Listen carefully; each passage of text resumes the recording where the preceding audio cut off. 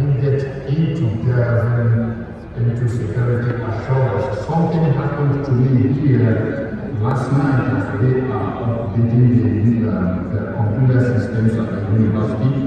I came in, looked at my notes, and everything disappeared. As we speak, I haven't seen my own notes for this presentation. I had to stay away to put the majority of what is in those notes down here for discussion this morning. And it's still about 8 o'clock here. The offices have not opened yet.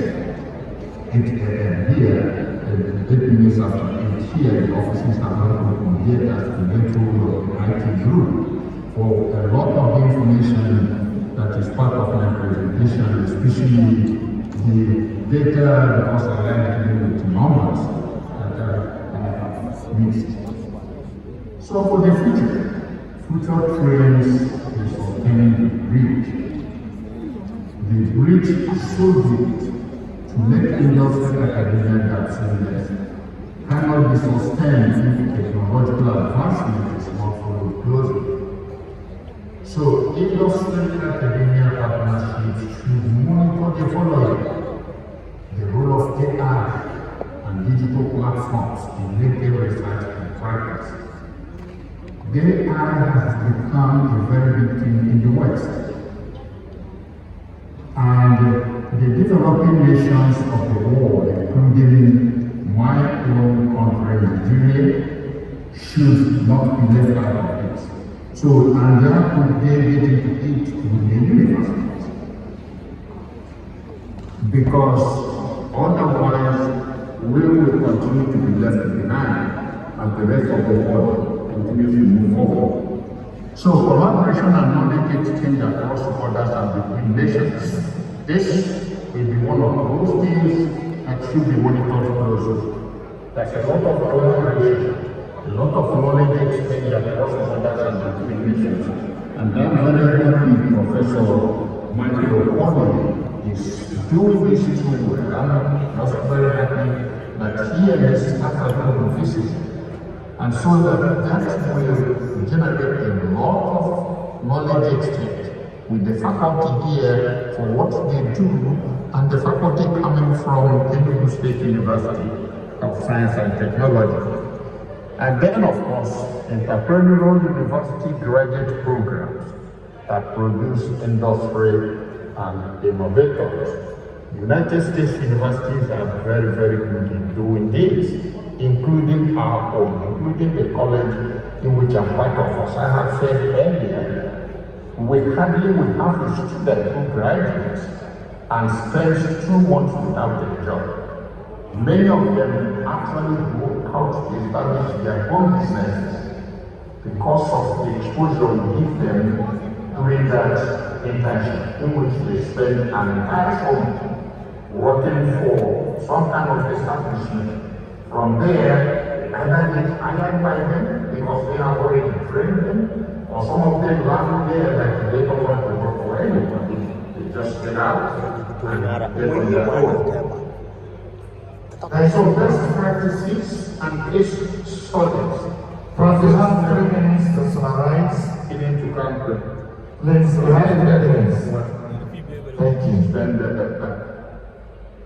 that 20 minutes I wanted to make. So for the novel idea and vision of this conference to be here, for the novel idea and vision of this conference here, I'm hearing myself back, it's really back to me being the IT person. Theme of this conference to be realized in Nigeria.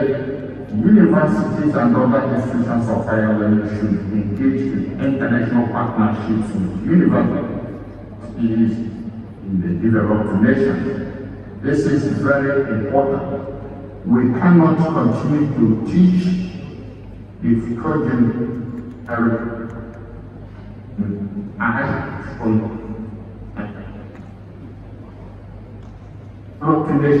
what they're doing. So these international universities can be used as case studies and to learn the best practices to adopt from them.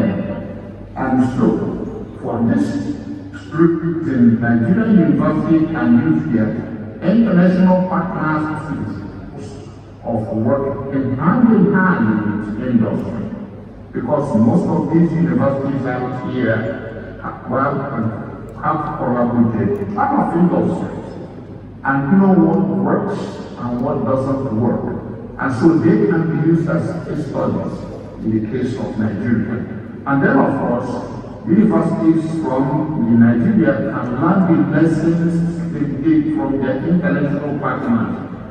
Learn what the sectors like IT, advanced manufacturing, and renewable energy, which my previous colleague also is presentation. These are the things these universities are used to today. That's what we do all the time.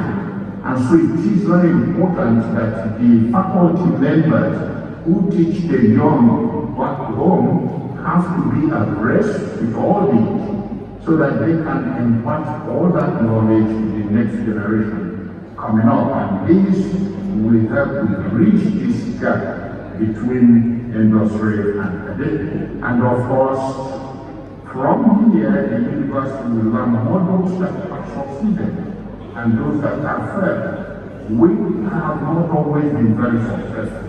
Some of these partnerships and collaborations are very woefully, and some succeed tremendously well. So these partnerships will let the Nigerian universities learn what works, what doesn't work, what to do, what not to do, instead of starting from this scratch and then going through trial and error. And so,